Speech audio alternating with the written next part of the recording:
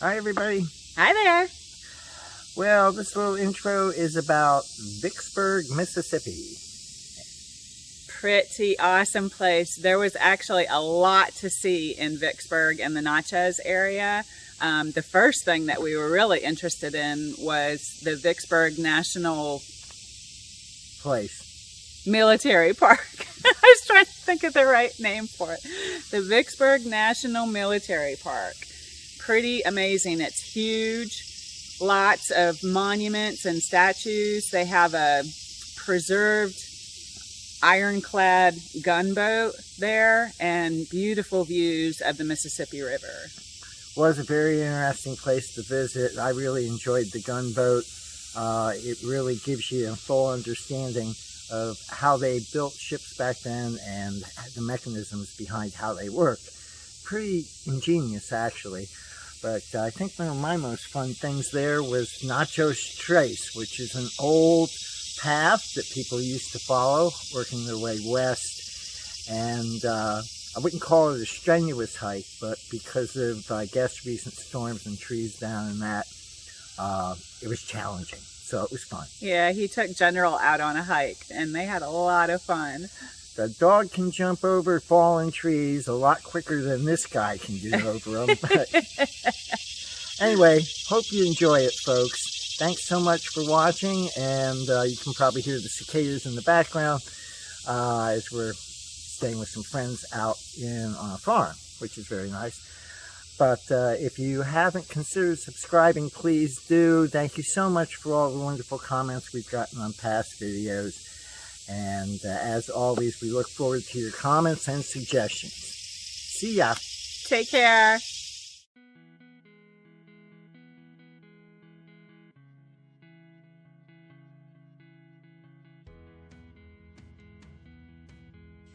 This travel day takes us from Natchez, Louisiana to Vicksburg, Mississippi. Crossing the Mississippi River was pretty exciting to us. This wasn't the first time we'd crossed the Mississippi River, but this river is just so huge, it makes a big statement.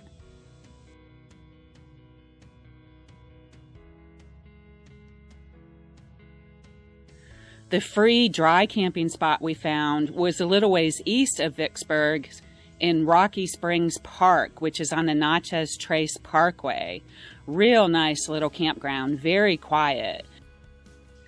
The Natchez Trace Parkway is a scenic drive that closely follows the original Natchez Trace that was used by Indians and settlers for hundreds of years. Similar to the Great Wagon Road, now Interstate 81, which brought settlers south from the New England states, the Natchez Trace went from Nashville, Tennessee to Natchez, Mississippi, and is now closely followed by the Natchez Trace Parkway. Here we see the Mangum Mound, which was an ancient burial ground and sacred site used by the Choctaw Indian tribe.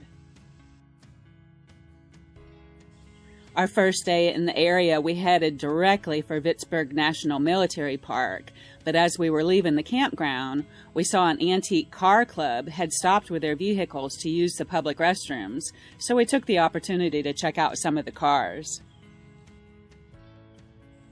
Vicksburg National Military Park is run by the National Park Service and covers over 2,500 acres. The park includes 1,325 monuments and markers, 20 miles of historic trenches and earthworks, a 16-mile tour road, a 12.5-mile walking trail, 2 antebellum homes, 144 cannons, the preserved ironclad gunboat, the USS Cairo, and the Grants Canal site, where the Union Army attempted to build a canal to let their ships bypass the Confederate artillery fire. So there is a lot to see here, and the tour road takes you all the way through the park with spots to pull over and park to view the various sites. Most of the states who sent soldiers to the battle have erected monuments here to honor the soldiers who fought here.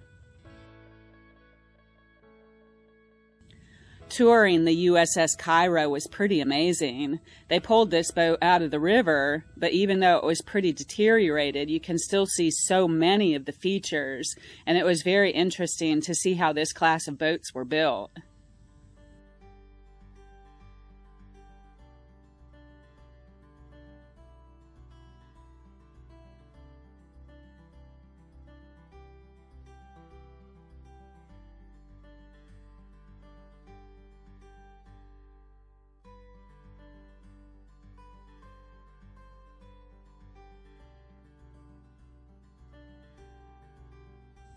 There's also a national cemetery here where over 17,000 Union soldiers from the Civil War are buried.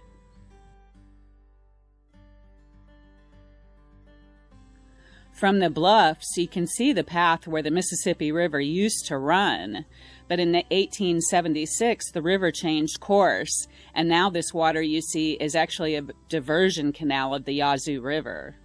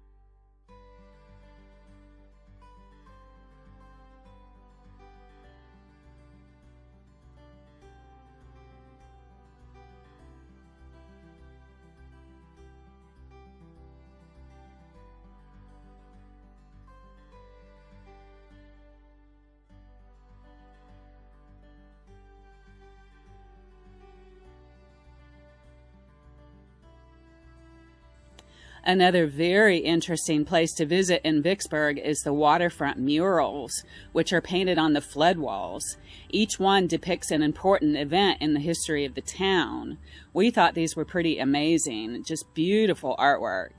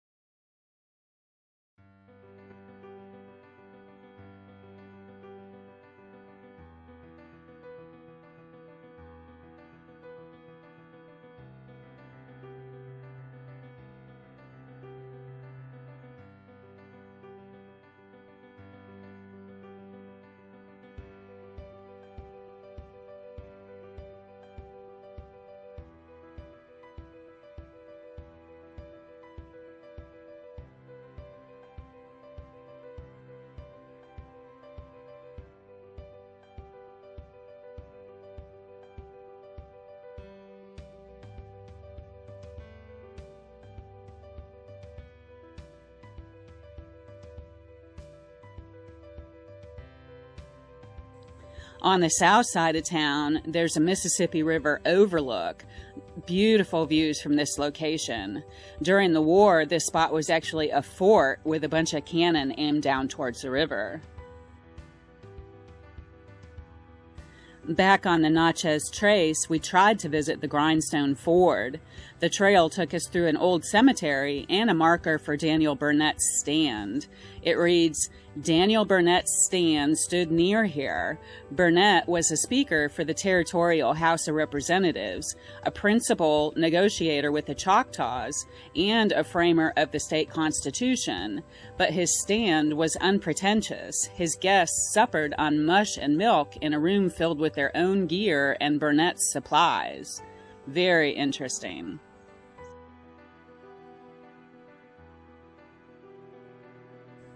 We also visited Owens Creek, and the waterfall was flowing.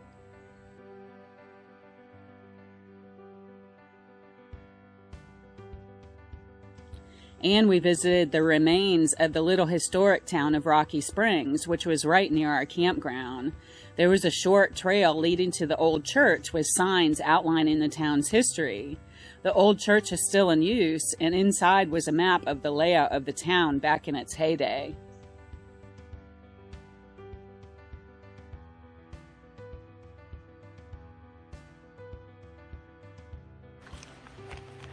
So Jen and I taking a little bit of a break, hiking the Natchez Trace in about 25 miles outside of Vicksburg, Mississippi.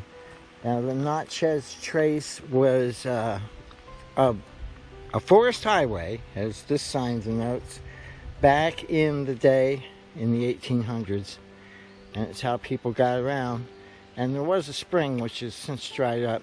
But it's a good hike. It's not really well maintained. There's been a lot of trees falling down across it, and that creates an obstacle, but otherwise fine.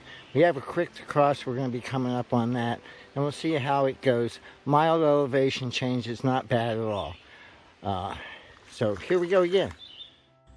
The next day, we visited the city of Natchez, first to the visitor center, and then it overlooked to see the Natchez Vidalia Bridge, which is the bridge that we use to cross the Mississippi. This bridge was only built in 1940, and before that, people depended on ferries to get across the river. We also found an overlook that was closer to the water's edge.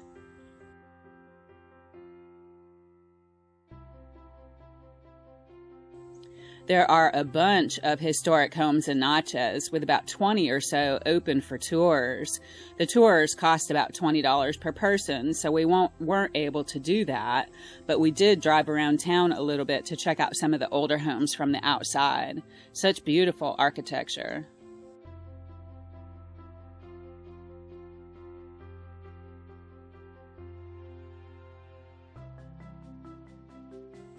The Melrose estate is slightly outside the main city and is run by the National Park Service. The house was closed to tours due to COVID, but we wandered around the grounds for a little bit with General.